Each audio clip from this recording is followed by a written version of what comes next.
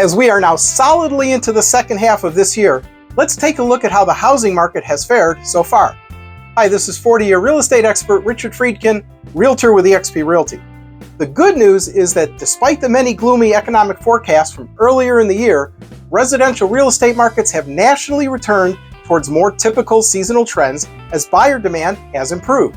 While challenges still remain for today's buyers and would-be sellers, there's hope and growth in the national data.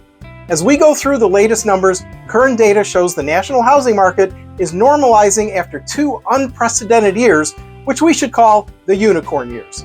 We're seeing proof of that in the stabilization of home prices and demand nationally. But on the flip side, we're still seeing a strain on supply due to sellers who would have been selling are now sitting on the sidelines, not willing to give up their low fixed-rate mortgages. This supply crunch is also causing sellers who may want to downsize, or those who may want to move up, to stay put, also due to the tight supply and finding replacement homes along with higher mortgage rates. This is all creating even more challenges. This low inventory is creating even more demand from buyers who have returned to the market after 6 to 7 months of being on the fence about buying. According to Freddie Mac, 18% of Americans said they are likely to buy a home in the next 6 months. At the same time, 16% of homeowners surveyed said they were planning to sell in the next 6 months.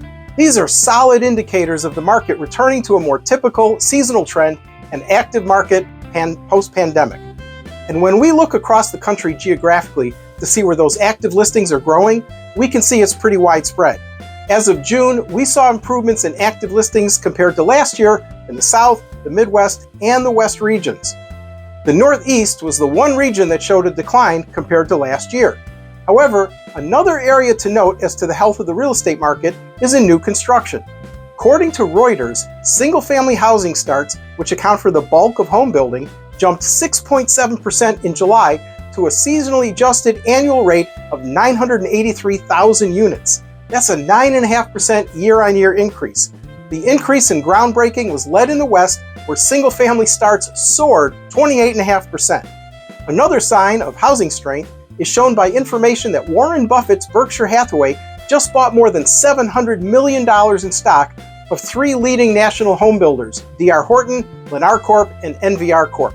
All this points to a continuing robust housing market. As always, if you're planning on buying or selling a home, it's always important to reach out to your local real estate expert to give you the most up-to-date numbers in your area. Feel free to reach out to me to discuss any moves you plan to make in real estate.